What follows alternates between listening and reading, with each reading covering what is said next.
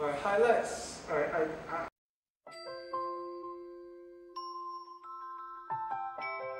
Hi, I'm Kumin. I'm Kai Loon. So, in today's episode, we have Kai Loon here, who's a graduate from University of Malaya, to share his story on how it was reading law in UM. So, as an introduction, could you tell us, why did you want to study law in the first place? First of all, I think it's all about my upbringing. I'm timid. I didn't really enjoy talking to people. I didn't really think law being as a career from the start. I spent a lot of time reading newspapers. My source of fun. Start to look at those injustice. Portrayed not only locally but internationally. I started to think of how to really cure all this so-called injustice. There's a lot of people telling around that to be a lawyer, just try to be a lawyer. Starting to just build up the passion for it, read a lot more about it. But still, I still keeping my option open during that time. But soon after, I received an offer from matriculation. It's police. I managed to survive from it. Here comes the big choices. It's between being an engineer, because I studied a physics course. It's about a mechanical engineer, or a lawyer. It's about practical or follow my dream. Here I follow my dream. I choose to accept the challenge. I went through a lot of interviews in between law schools in UM, UCAN, and so on. In the end, funny enough, just UM offered me. Being into law is good in that sense that you have a career pathway. You know where to go, and there's a lot of opportunity. I mean, in the end, it's all good. Until now, I still don't regret it. Although it's a 50-50 gamble chance, I say. How is the course structured like the syllabus, the duration and all? Okay, UM Faculty of Law offers a 4 years course, and a minimum 4 years course. 3 years, you will learn a lot of basic principles of law, comprises of subjects such as tort, contract, constitutional law, land law, equity, trust, all those substantive law. Additional 1 year makes another difference in which we are exposed to a very procedural subject such as civil procedure, evidence, criminal procedure. We have another advantage, which is we can have our own advocacy class whereby we are separated into groups. You can get through a learning process on how are you going to conduct a civil trial. In UM, they taught you how to conduct a civil trial from the process of preparation of course papers, such as writs, statement of claim, until the real show comes up. We are asked to actually present or submit before a judge, in that sense. Here comes the phases of trials, such as examination in chief, cross-examination. In between, we get a lot of objection here and there, and also re-examination.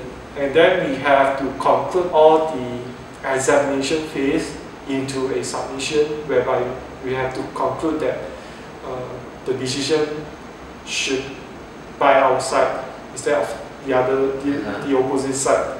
So it's a very fun and very practical process if you are very interested in being a practicing lawyer, or especially a litigation lawyer.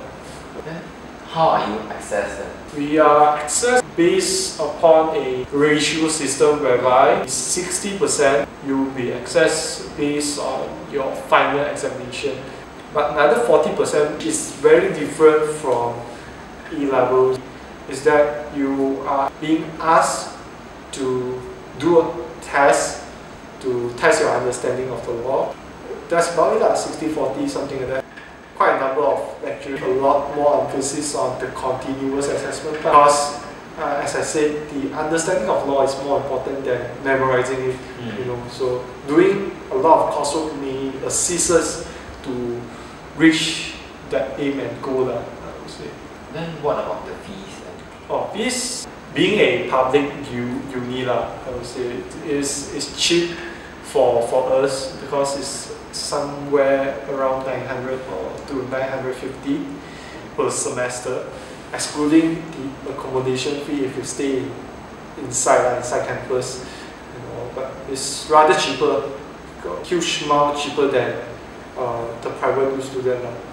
But there's an alternative route. The intake is done by an external system whereby you can pay amount of money, but you will still get access before you get admitted into the law school. So there's two pathways. One is the main route.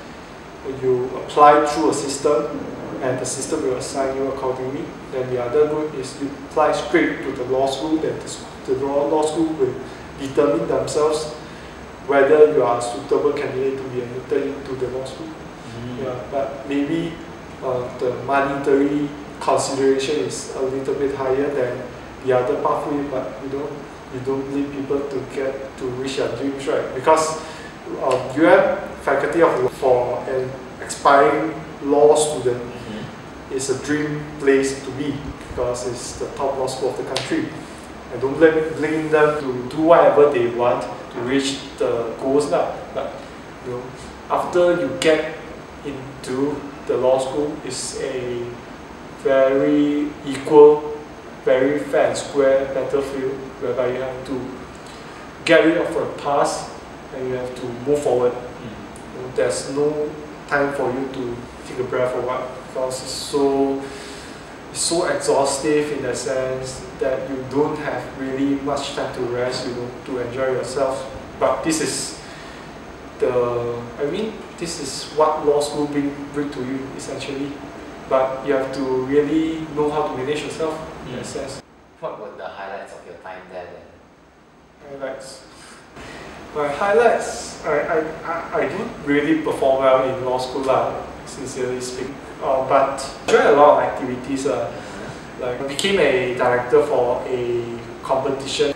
It gave me a lot of exposure because I have to find my own fund for the competition, and I have to meet a lot of advisors, which during that time is still the BN era, in the sense that it's very brave for us as a uni student that we dare to approach the opposition lawmakers to actually become our judge or advisors. So it gave me a lot of exposure in that sense. In my final year, I joined an activist group called UMANY. The aim of UMANY is to fight for student rights and to raise awareness among students about issues, And we fight a lot for our student benefits, and we demand equal voice among the administrator and students. So during my tenure as one of the committee members of UMANY, we managed to do a lot of negotiations with the administration to change the layout of the campus, to have the student voice to be lift up a bit, face by face. Right? A MPP, like Student Representative Council in the university, we regard that as a very degrading move, because students ought to have their equal voice to be voiced out in the administration phase. During my tenure, we managed to change things around, that we managed to form a student union that we perceive it is a very, we stand equally, we are in the equal footing with the administration, so that we can have a very, I think, level playing field in that sense with the administration to actually negotiate for student benefits. Ultimately, it's just for student betterment in that sense. So that's about it. It's not much law related, but I appreciate what I have gone through all these years. But it's all good for me.